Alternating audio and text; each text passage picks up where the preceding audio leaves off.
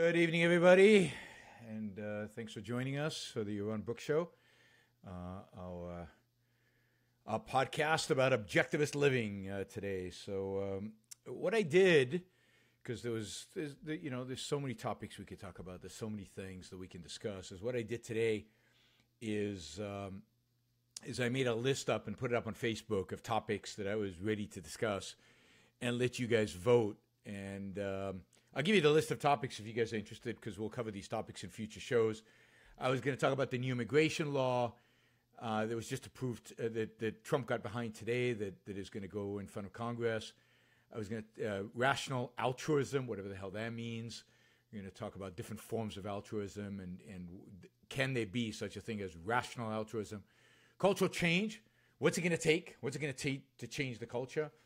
Photography as art. Is photography art? Ayn Rand said it wasn't. Does the fact that we can today do all the things we can do today with technology change that at all? Right? Change that at all. Feminism and gender, that's a big issue out there. It's a big issue being discussed. And I was worried that was going to be the one that would get chosen, because I'm not sure. I'm not sure I have that much to say about that. The role of emotions in life. Armed revolution. Should we go in armed revolution? Is it time to get those guns out of your basement, out of your closet, out of your garage, out of your under your bed, or wherever you keep your M16, and take on the government? Is armed revolution? Are we ready for armed revolution? And is things so bad that that is what is required now? All right, that was one of the topics I proposed. Right, and let's see. Wait a minute. All right. Then what else? Classical liberalism versus objectivism. What's the difference? What is classical liberalism? How does it relate to objectivism? Vulgarity. This is my my topic relating to Scaramucci. When is vulgarity appropriate? When is it okay to say the F word? Is it ever okay? When is it okay to say it in public? What's up with vulgarity? Why do we live in such a vulgar time where everybody's talking, where everybody feels free to express themselves using vulgarity? Is that a good thing? Is that a bad thing? Does that mean we're less repressed? Maybe it's a good thing. Who knows? So we were going to talk about that. And what was the final topic? Yeah, free speech. Free speech. So free speech... in the context of technology, and I think for me, the idea I was going to talk about was what's going on YouTube, on Patreon, on potentially Facebook and Twitter. The whole idea of these tech companies silencing certain individuals or certain people, and what should be the criteria. They're private property; they can do whatever they want. It's not an issue of rights. But what's appropriate? When is it appropriate for a public company to censor speech, and what should be the criteria? I mean, you could say legitimately whatever they want, because that's true. But what makes sense? What would be, and why is it that it seems that on places like Twitter or Patreon or any of these others, it seems like the people on the so-called right, generally call them on the right, are the ones that are always banned. So that was another topic. All right. And people voted. I asked everybody choose the top three, and it was close, kind of in the middle. The top one was easy. So the number one topic that people voted to talk about was classical liberalism, which I thought was fascinating. I had no idea people were interested in that. I had no idea that was concern to anybody, but people wanted me to talk about classical liberalism versus objectivism, so we will talk about that. And I assume people know what they were voting for, so and why they were voting for it. The second topic they wanted to talk about was emotions, the role of emotions in human life, and we'll talk about that. And the last one surprised me, but it was about photography. Is photography art? What do I think? So. Great.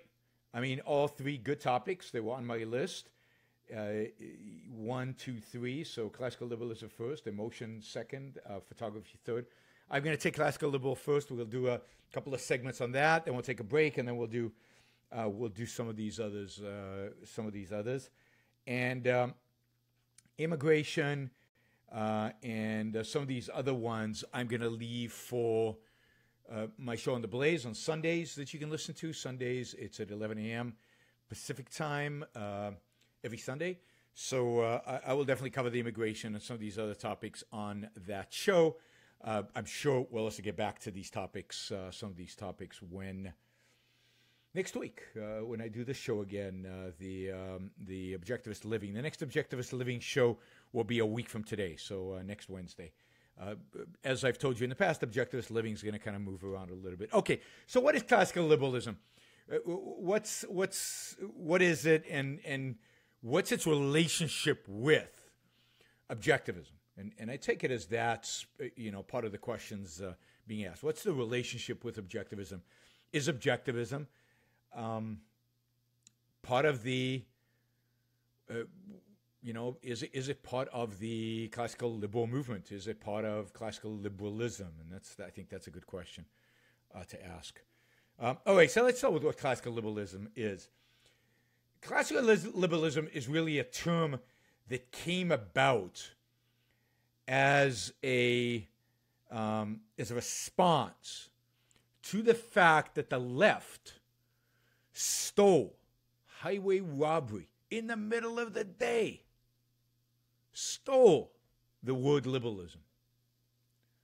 So let's go back a little bit and talk about what liberalism meant in the past, let's say in the 19th century, and then talk about classical liberalism, which is just the old kind of liberalism as compared to modern liberalism, which is associated with the left, associated typically with the left. I mean, I don't like to use the term liberal to describe my enemies on the left because it's too good a term for them. Liberal comes from the word liberty. It is those who advocate for liberty, for individual freedom. It's always been a political ideology that advocated for the rule of law, for economic freedom, and to some extent or another, or to some one definition or another, individual rights. Right? So the basic principle of liberalism pre-early 20th century in the United States was the idea of freedom. You would, I think one would argue that the Founding Fathers were liberals in that sense. They were part of a liberal tradition that goes back at least to Locke. Some philosophers from Holland and others that kind of set their foundation. Maybe you could anchor it with Spinoza, but ultimately it's John Locke, people like Say, Mill, Ricardo, include Adam Smith. It's a general respect for free markets. It's a general respect for capitalism. It's a general respect for what they called natural law. Many of them were utilitarians, and all of them believed strongly in progress and success and growth. Right?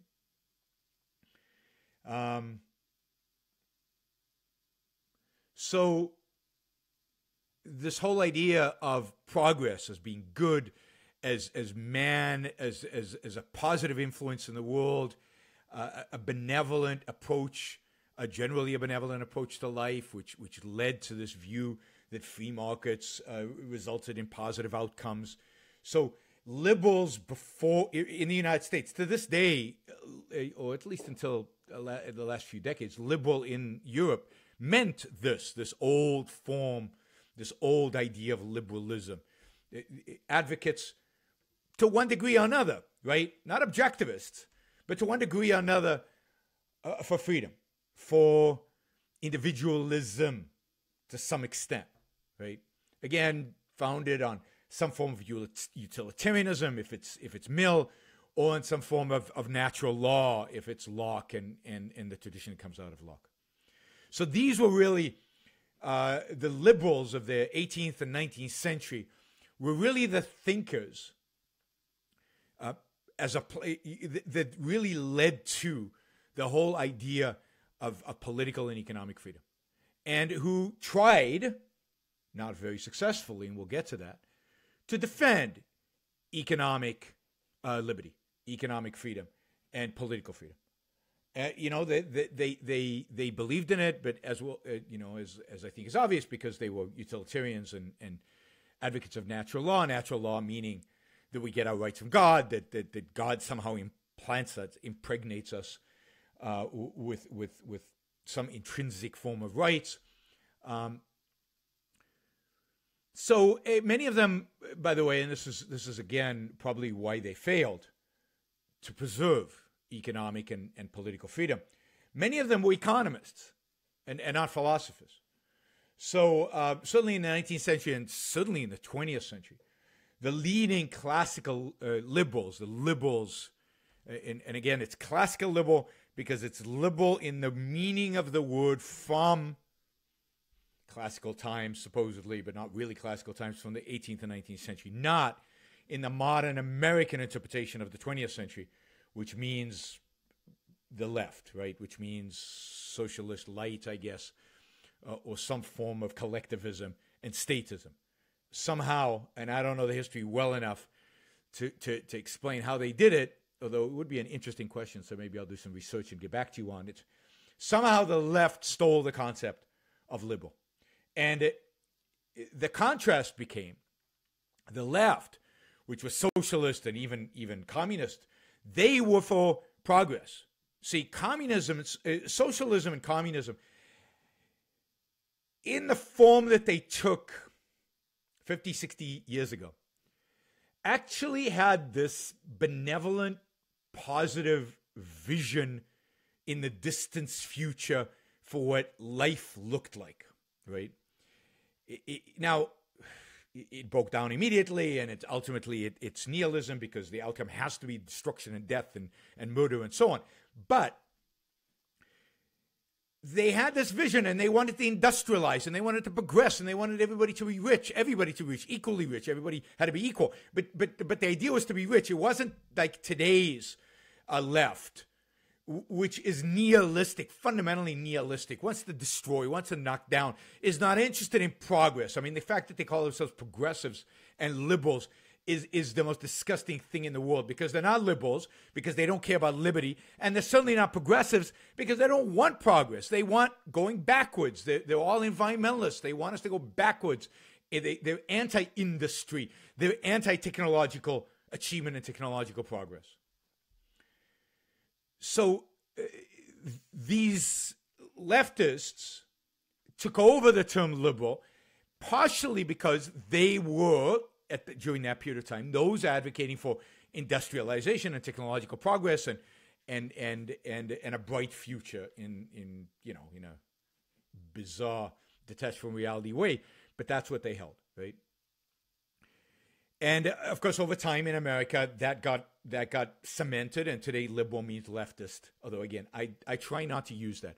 I try to call them leftists, or regressives. I love the term regressives to counter progressives.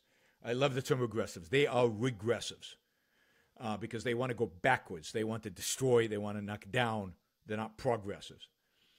Also, so the regressive left, or regressives generally, took over the term liberal, and we needed a term to describe those thinkers from the 19th and 18th century that believed in progress, that believed to some extent or another in individualism, that believed to some extent or another in freedom and capitalism.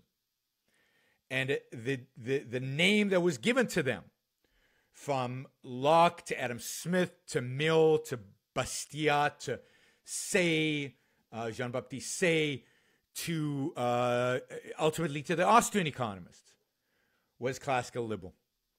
And indeed, the modern classical liberal movement was really founded, if you will, through the founding of an organization called Mont Pelerin, the Mont Pelerin Society.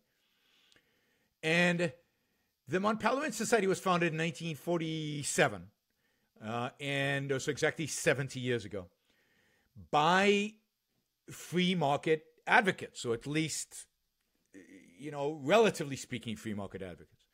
F.A. Hayek, Milton Friedman, and Ludwig von Mises. Among, I think, the dozen original founders. It was really F.A. Hayek's original, real idea. And the Mont Pelerin Society was founded as a society to resurrect ideas of liberalism in its classical sense, in its traditional sense. So classical liberalism, and to help promote those ideas.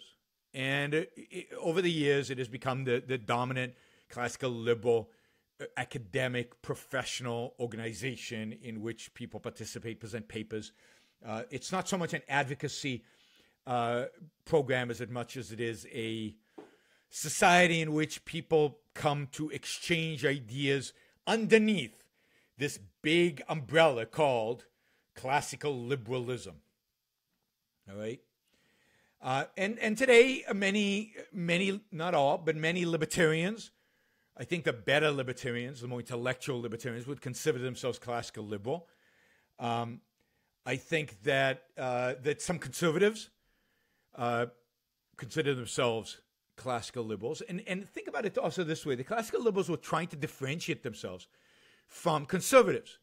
Again, liberalism in its initial meaning was anti-conservative because they were for progress, for change, for liberalization, for liberty, and not for conserving institutions in the name of conserving institutions, not for the idea that institutions were good because they've existed a long time, or that certain social structures were good because they existed a long time. They rejected conservatism. I always tell my conservative friends that the Founding Fathers were not conservative. The Founding Fathers were radicals. They were liberal radicals. They were Enlightenment radicals. They were not conservative.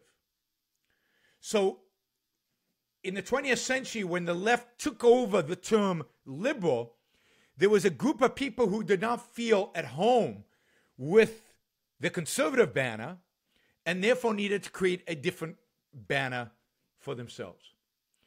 And the idea of classical liberalism predates the libertarian movement. And if you think about libertarianism as a movement, it was really founded originally, the term was used originally to be a home, not for people who generally believed in freedom and in individualism and capitalism, but really to be a home for the people who believed in anarchy, to believed in what they now call the contradiction of anarcho-capitalism. You can't have anarchy and capitalism, but anyway, the people who believed in anarchism. I mean, it was libertarianism as a movement was really founded by Charles Murray's name pops into my subconscious, which of course it's not Charles Murray, it's Murray Rothbard. So I got Murray, and the next thing came as Charles instead of getting old. That's what happens when you get old, right? So Murray Rothbard was really the guy who founded the libertarian movement, libertarianism, and it really was the focal point of not classical liberals. I'm not sure. I don't think that von Mises or Hayek or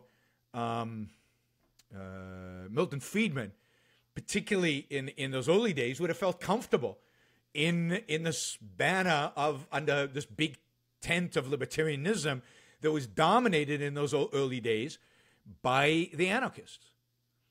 So they needed a term by which to differentiate themselves from the anarchists, although I'll tell you now that there are some anarchists, I would say the saner anarchists, and you can ask me at some point what differentiates saner anarchists from non-sane anarchists, insane anarchists, but the saner anarchists, the more credible anarchists, I think some of them now view themselves as belonging in the classical liberal tent, but Hayek, Mises, Friedman were not anarchists, and I don't think felt at home certainly in the 60s and the 70s in the kind of the libertarian tent. I don't think Hazlitt would have viewed himself as a libertarian, but I do think all of them would have viewed themselves as classical liberals. That was the term that was comfortable, and that's still a big tent, but it's a big tent that for the most part, again, it's changing right now, for the most part, is more academic, more philosophical, more grounded in economics, but in serious economists, and that for the most part views a role for government and sees its traditions going back not so much to my Rothbard, but much more to Hayek, much more to Mises, and even further back. And this is where it gets the big tent, to Adam Smith, to say to other thinkers, so that you get a lot of people, for example, in the classical liberal movement today, who are clearly, also overlapping with conservatism. So the conservatives who would identify themselves as more free market types would be part of the classical liberal movement as it is today. But again, these terms are very loose, and partially they're loose because they're not grounded on a systematic, basic, principled philosophical framework. Indeed, they have they accept lots of philosophies. It is a big tent. All right, we're going to take a short break, and we'll be right back, and we'll continue our conversation about classical liberalism and objectivism. Did you know there is an easy, automatic way to support the Ayn Rand Institute all year long? For any purchase made at Amazon.com, the Amazon Smile program sends a small percentage to ARI. Doesn't matter what you buy, if you shop at Amazon, the money you spend can help spread Ayn Rand's ideas. Are you a student required to read bad philosophers? Buy the books on Amazon and support ARI. Birthdays, anniversaries, and Christmas, all these purchases add up. And it's not just you. Imagine the results if every Ayn Rand fan in the country used Amazon Smile to support ARI. Are you smiling? Sure you are. Sign up is free and easy. Just go to smile.amazon.com and make sure you select ARI as your Smile recipient.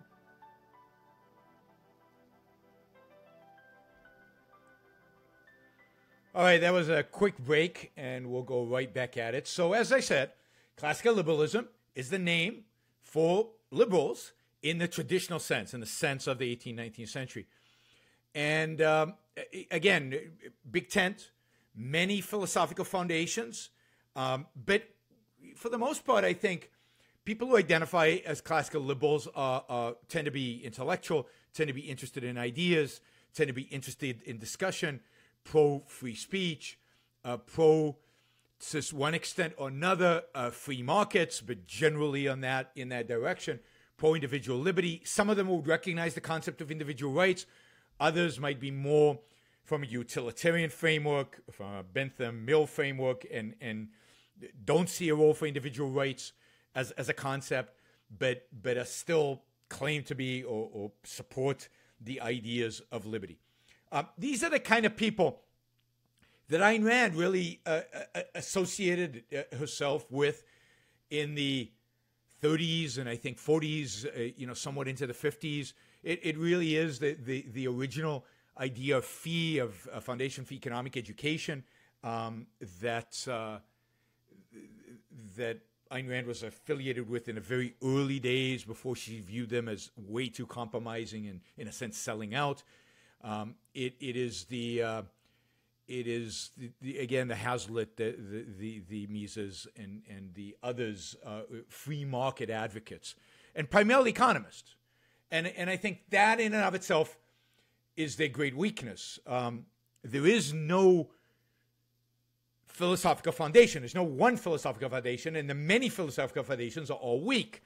We're not going to get into now the weakness of utilitarianism, the weakness that is in natural law theory, the weakness in every one of the types of defenses that all of these different thinkers presented. And when these economists come and present their economic argument, as brilliant as it may be, for free markets, they have no philosophical grounding. They have nothing to ground it on except utilitarianism and natural law. And even, von Mises tries to ground it on a kind of a Kantian rationalism, which is the exact opposite of what you would need in order to ground his kind of economic theory. You need an anti-Kantian philosophy. So, and that at the end is the real weakness of the movement is a lack of philosophy. You've got a fantastic economics. You've got true economics to a large extent. Many of these people discovered many truths. But you don't have the moral, epistemological, and metaphysical foundation to ground it on. For that matter, you don't have the political foundation to ground it in. And you get somebody like Hayek, who does some amazing things in economics, is a brilliant economist. But when it comes to his social thinking, much of it is conventional. Much of it buys into what the philosophers are thinking at that point in time. But what the philosophers are thinking at that point in time, in the middle of the 20th century, is much more consistent with socialism, much more consistent with statism, than it is with freedom and true liberty. So the real weakness, the real thing that undercuts classical liberalism is the lack of a philosophical foundation. And the great tragedy, in my view, the greatest tragedy of the 20th century, how about that? That's a big statement. Greatest tragedy of the 20th century is that these thinkers did not recognize the genius of Ayn Rand. The greatest tragedy of the 20th century and going into the 21st century is that these people, many of them geniuses, brilliant, Hayek and Mises and Friedman and Hazlitt and so many others, they recognized, at least Mises and Hazlitt did, to some extent, the benefits, the genius of Atlas Shrugged and some of what Ayn Rand said, but they did not get it. They didn't get the philosophy. They didn't get the importance of her philosophy. They didn't get how her philosophy was really the foundation for everything they believed in from an economic and even political perspective. And it's a huge, unimaginable tragedy. Because imagine, it's hard to imagine, that those people be converted to objectivism. Imagine that they had taken upon them the philosophical principles of objectivism and used them instead of praxeology, which is what Mises comes up with. Instead of praxeology, uses objectivism as a foundation for their economic thinking. Now, I think they're all too old and too immersed in core economics at that point to really grasp the importance of what Ayn Rand had done and the importance of those ideas. But think about what the consequence would have been. And of course, the tragedy continues because the best economists and to some extent the best thinkers in the world today are not taking Ayn Rand seriously. So the best thinkers in a variety of different realms out there, academic realms, do not take objectivism seriously, from the sciences to certain fields within the humanities that are doing maybe okay or have good thinkers within them. Don't take objectivism seriously. And it's a tragedy because people will die. Millions of people will die in our future because the defenders of liberty did not identify the importance of philosophy, one, and did not identify the importance of Ayn Rand's philosophy, two, as much more fundamental. All right. I'm going to take calls, 347-324-3075. I'm going to switch topics in a little while. So if you're interested in asking a question about this issue, classical liberalism and objectivism, I have a few more things to say. But if you have any further questions about this, feel free to call in 347-324-3075. You can ask on the chat. I've got 3 chats going on.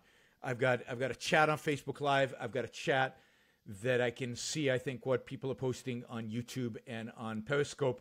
And I've got the Blog Talk Radio chat. So you could ask a question there. Part of the problem with chats is they move fast. So it's hard to capture the questions before it moves on. We can do that. But, somebody notes here. It's a tragedy that Sam Harris doesn't get it, right? as good as Sam Harris is and the good stuff that he says and the value he presents to the world, imagine how more powerful his ideas would be and our ideas would be if he took objectivism seriously, engaged with those ideas, but more than that, if he embraced those ideas. You know, it's pretty cool. Whoops, what happened here? Following pages have become unresponsive. All right, not sure why that said that, but all right. So you can ask questions again. What was the phone number? 347-324-3075. If you want to ask a question, you have to press 1. You have to press 1 in order to do it. So press 1, and I will know that you want to ask a question. There will be a question mark. I have to say this every week, but I have new listeners every week, so yeah, it's appropriate. All right, let's see. Would a major celebrity advocating Rand's ideas have a significant impact, or would they be shunned and ignored? Now, I think they could have an impact. Now, it depended on the celebrity and depended on how they did it. But yeah, I think every time a celebrity says Atlas Shrugged was my favorite book, it has an impact. And the impact is that people go read the book. That people say, "Oh, what are they doing? Right? Why are they saying this is a good book?" People care about what celebrities think, right? Then they would actually go. I mean, Angelina Jolie said it. Brad Pitt said it.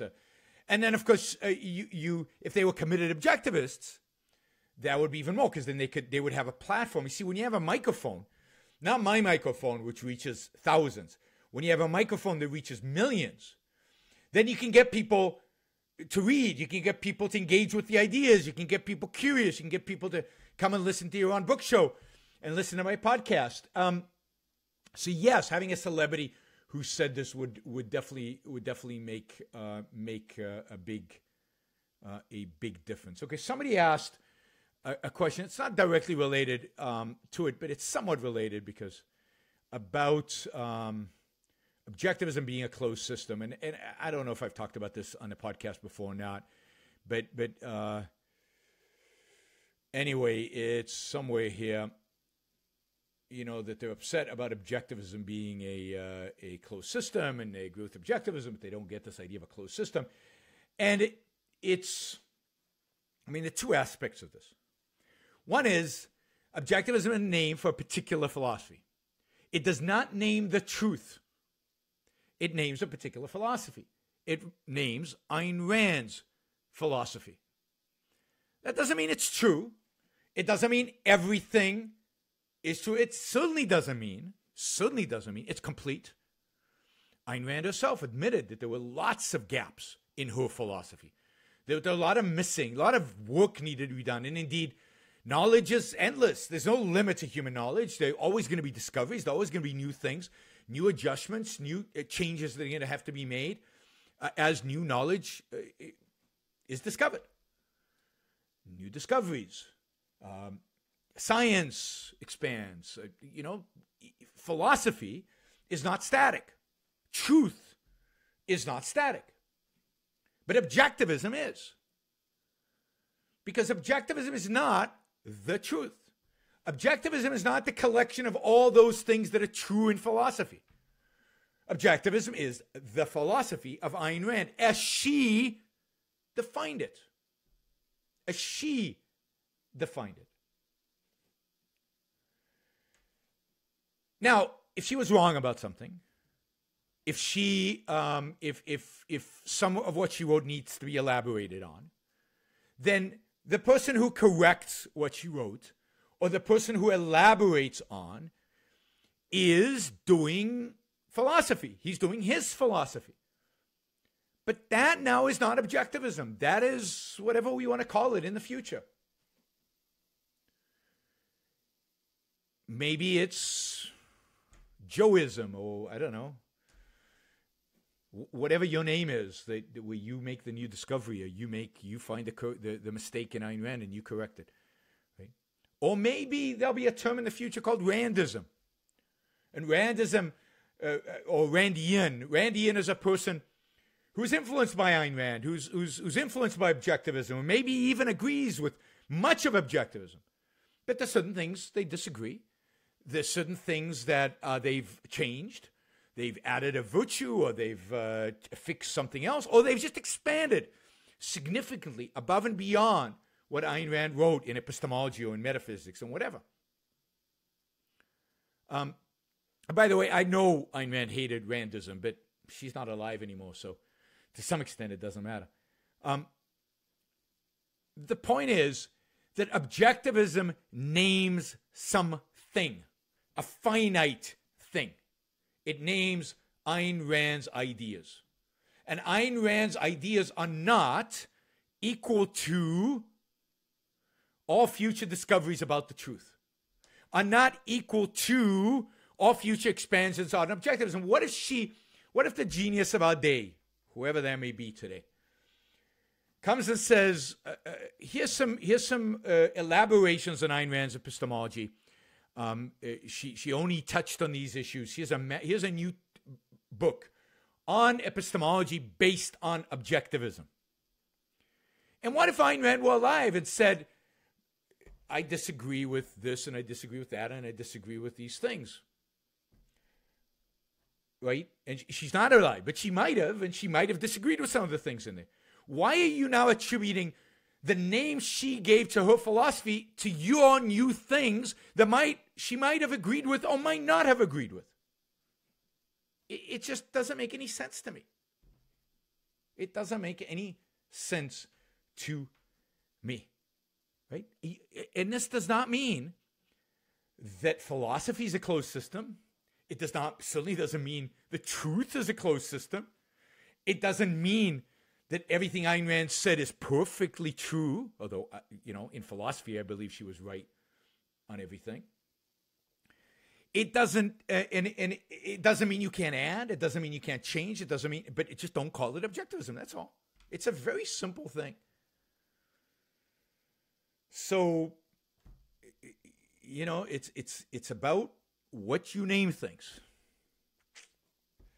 All right. I got a few questions. What about Hope? What do you think about him? I don't like him at all. I mean, again, every one of these people I don't like has some good things that they've written. But Hope is an anarchist.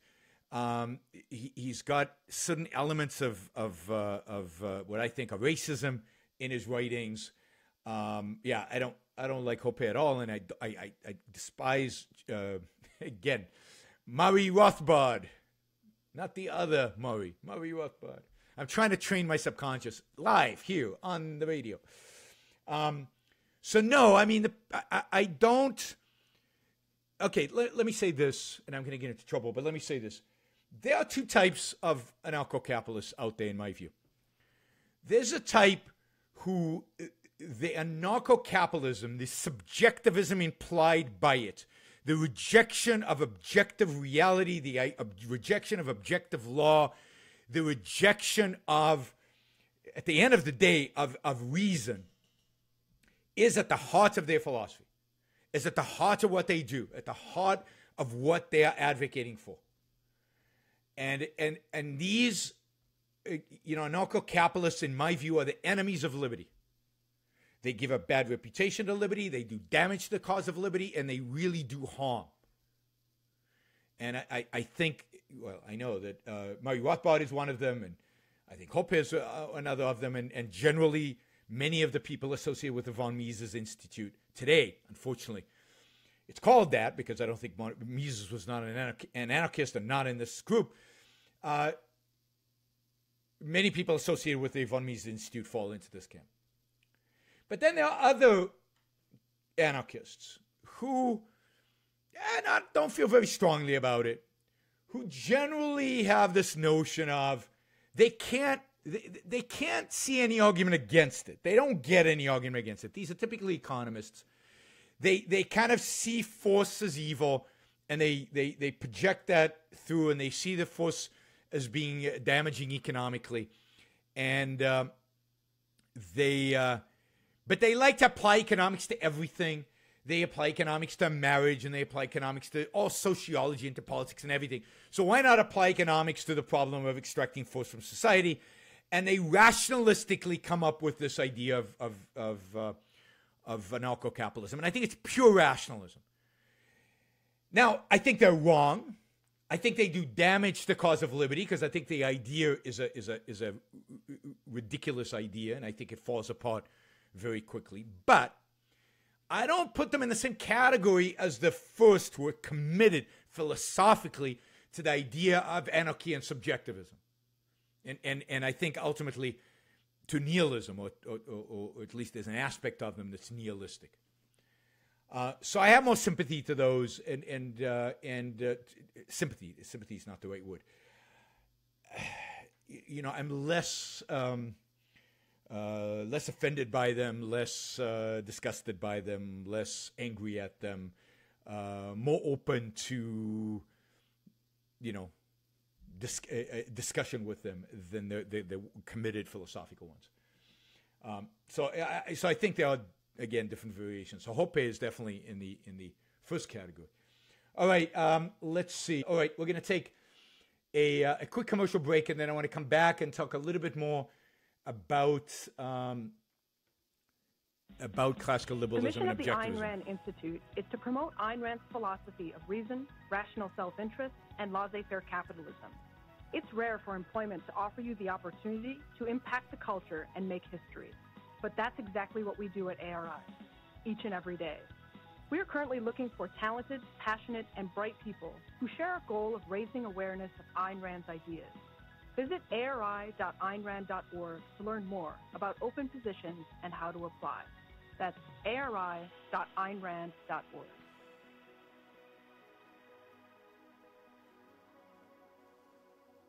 All right, that's a long lead out of the commercial. So we're talking about classical liberalism and objectivism, and I just wanted to make one more point, and I'm still looking for questions. If you have questions, feel free to ask them, particularly if you can ask them on on this issue. Anyway, all right, so I wanted to talk about whether objectivism is part of the classical liberal tent. And I would say no. No, in the sense that I don't think objectivism belongs in any tent. Objectivism is a comprehensive philosophical system, a comprehensive philosophical view. We don't agree with other people on liberty and then say, well, however you come to it is fine. We believe there's only one way to come to it.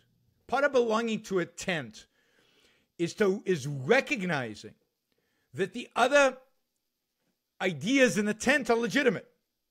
I don't consider a utilitarian defense of capitalism legitimate. I mean, it's respectable in the sense that respectable people believe in it, but it's not legitimate. Not particularly when you're faced with the alternative of objectivism, or the natural law, or that religion is consistent with capitalism. None of those things are true. Utilitarianism and ultimately religion lead to socialism, lead to statism, lead to the oppression of the individual, lead to collectivism. So we're not part of the tent. Now, we participate in the tent in the sense that we participate in the dialogue. We participate in the discussion. We participate in trying to convince other people in this tent. And this tent is I view it as a generally benevolent, positive place, the classical liberal tent, that they are wrong. That there is only one philosophical foundation for liberty, for rights, for capitalism, for freedom, for individualism, and that is objectivism. So I, for example, am a member of the Mont Pelerin Society. So I go to their events. The last 3 Mont Pelerin Society sessions, I think it was the last 3 conferences, I was a speaker.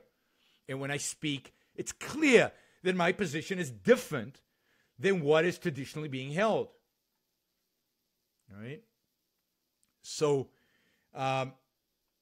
we are not part of the tent, but we are in the discussion, and I think it's important for us to be in the discussion as long as the tent is a benevolent place interested in ideas, interested in discussing ideas and has not given up on ideas in the name of subjectivism, whim worship, do whatever the hell you feel like it, which is part of many within the kind of anarcho-capitalist world are like that. And there's, I mean, I'm always open to talking to young people, because I think young people are bamboozled by all kinds of ideas, and you can always correct them and give them more information, and that's healthy.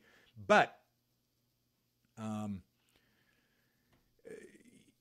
you know, with certain types, it's just not worth talking to. If the nihilism is there, if the subjectivism is there, it's just not worth it. All right, you're listening to Yaron Brook Show, 347-324-3075, 347 324-3075. Also, if you have any questions, you can, and if you call in, you press the 1, and then I know that you're wanting to ask a question. We've also, if you want to ask a question on Facebook, I'm somewhat monitoring the chat on Facebook. I'm also monitoring the chat on Blog Talk, and even monitoring the chat on YouTube, 3 different screens. And for some reason on YouTube, they're talking about Lawrence Southern right now. So that's a discussion there. Very not relevant to our discussion right now. And what are they talking about on Blog Talk?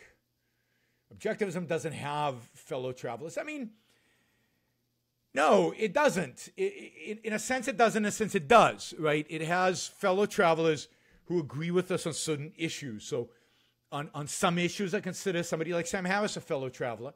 On some issues, I consider many of the free market economists fellow travelers. But as, you know, really as a philosophy, as a systematic set of ideas, as a movement to change the world, we do not have fellow travelers. I mean, objectivism is about, somebody says objectivism is about individualism. It is, but more fundamentally, I mean, it's about reason. It's about reason as man's basic means of survival. It's about reason as man's guide. And reason is of course, goes hand in hand with individualism. And to me, those are the two concepts: rational self-interest, rational egoism, and reason. Of course, rational self-interest, because it have rational in it, already captures the issue of reason. As somebody's asking, what about typical leftist socialists? How do we have a discussion with them? I mean, it depends. Again, some leftists you cannot have a discussion with. If they're the nihilist type, if they're the type running around and pepper spraying people or support pepper spraying people, if they, you know, you just can't talk to them. They're nihilists. They're already so corrupt. I don't believe you can get to them. Others, yeah, of course you have to talk to leftists, because most young people are leftists today. Our educational system, our entire educational system is leftist. So the only way to have an impact on the culture, the only way to change the world is to talk to leftists, primarily young leftists. And the way to do that is to challenge their fundamental beliefs, to challenge their beliefs on morality, to challenge their beliefs on politics, to challenge their beliefs in epistemology, and to present an alternative, a positive alternative. A positive alternative that is good for them. It is amazing to me the number of people out there who buy self-help books, constantly buying self-help books, because they want to make their life better, because they want to prosper, because they want to be successful. Many of those people are leftists. Many of those people are collectivists. They're not going to get any help from self-help books if they're collectivists, or if they're altruists, or if they're socialists. It's just not going to work. Unless they're really compartmentalized. But compartmentalized people, it's just not going to work for them. So the best self-help thing for them is to adopt the philosophy of objectivism. Now, that's not enough. You need to work at it. Objectivism is a philosophy that's not just enough to understand the principles and let them just sink in. You have to live it, which means you have to integrate it constantly, integrate and integrate and integrate and integrate. You have to introspect. You have to think about it. We're going to talk about emotions in a minute and how that affects your emotional life and how it relates to emotions and so on. So while I say they have to adopt objectivism, that's not a simple thing. All right, we've got a call. Hi, you're on the Yaron Brook Show. Who's this?